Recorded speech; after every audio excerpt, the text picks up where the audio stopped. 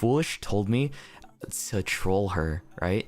And Foolish was pretty much just like, dude, just say, pretend like we've already met, like I've already met her, right? And that my whole thing was like, I said, hey, wait, Myung, do you remember me? We met last week at the Grove, right? And I think the Grove is like a mall, and then she just looked at me in panic mode for like a solid 10 seconds. It was like, right? And I finally broke it to her because I felt bad. I was like, oh, damn it, bro. Okay, this is probably, she's like, oh no, who is this person? I forgot. I told her it was Shoto, right? And then like all of a sudden all the anxiety disappeared, and like we hugged, and it was like really wholesome. But at first it was, I definitely trolled the fuck out of her, and felt bad after the fact, but it was okay. I only took like a couple drinks because I want to be chill about it, but then he was like, hey man, I bet I can outdrink you, right? Or something along those lines. So then I was like 7 shots deep, and he was also like quite a few shots deep too, right? Because I don't know why I got like he egged me on, man. I didn't know, like I didn't know like he was also a tank. And yeah, I'm pretty sure I wasn't super forgetful of like I remembered most of the things that happened that night. I got to chill and talk with everybody. It was nice like meeting them for the first time.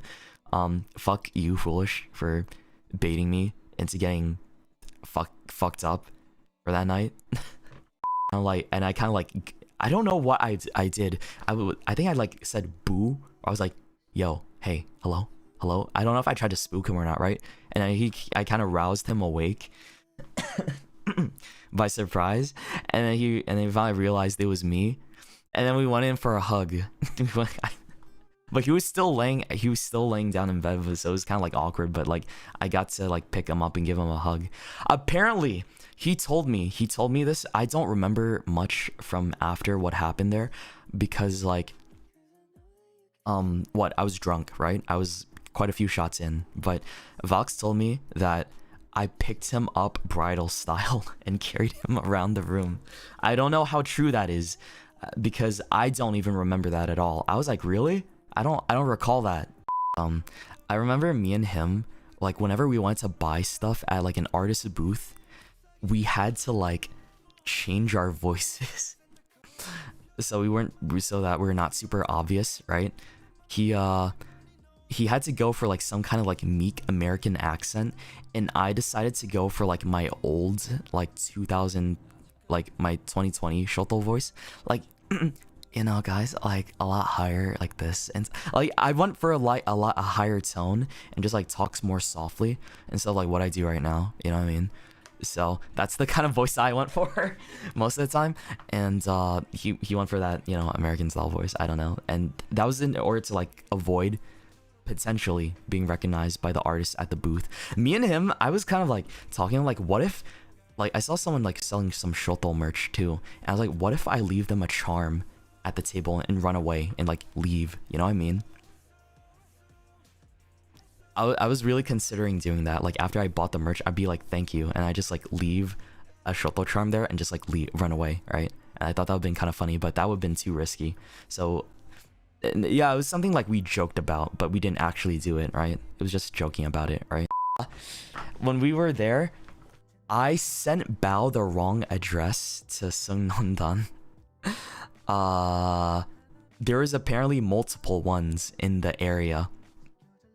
I sent her the wrong address, and then we were like, where are you, right? And she called me. She was like, no, where the fuck are you? I'm like, we're at the restaurant. We're waiting for you. And she was like, no, we're standing outside waiting for you. I was like, what? I went out and looked outside. I was like, and I checked the address I sent her. I was like, oh shit, I sent her the wrong address to a different Seungnon-dan. And she cursed me out through the phone, hung up. She showed up later with Yuzu. I mean, it was like fine afterwards. Obviously, it was funny in the moment, but like, yeah, they had to take another Uber and come,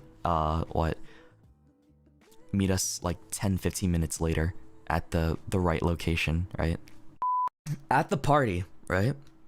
At the party, we it wasn't until a few days later that Buff Pup, Shia, Ross, told me that I was so drunk I kept stumbling over his stove, and I kept trying to turn the knob to on, right? Apparently I did it 3 times.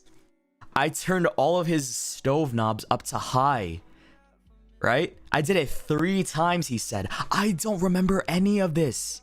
I was like, bro, what are you talking about? I felt so bad. I apologized, but he was so chill about it. Like, Ross was like, oh, it's fine. Nothing bad happened. Because he told me, apparently, I was trying to help turn it off or something. Like, in my brain, Shoto was trying to turn off the knobs and like make it like the stove turn off, right?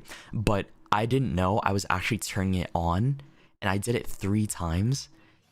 Me and Vox were talking about this the day after, and we were laughing about it, by the way. But like, we were imagining a scenario like, oh my god, what if I actually did start a fire and people ran out, and it was like, wait, where's Vox, right? And then it's just like a picture of him like on the couch sleeping soundly and like peacefully while the whole house was burning.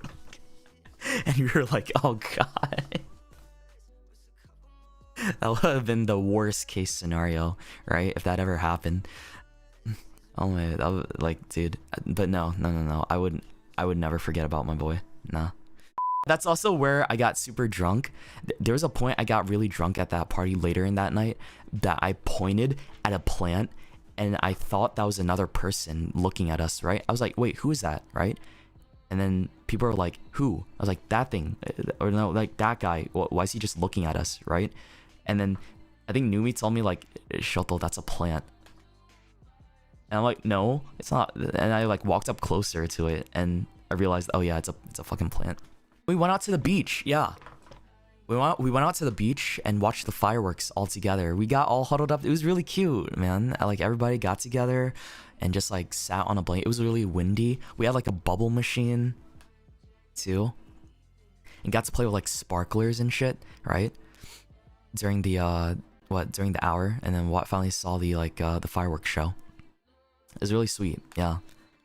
I enjoyed that moment a lot. It was my first fireworks show ever. Like, when I told everyone that, they got really shocked. It was like, what? This is your first fireworks show? I told them, yeah, it's my first one.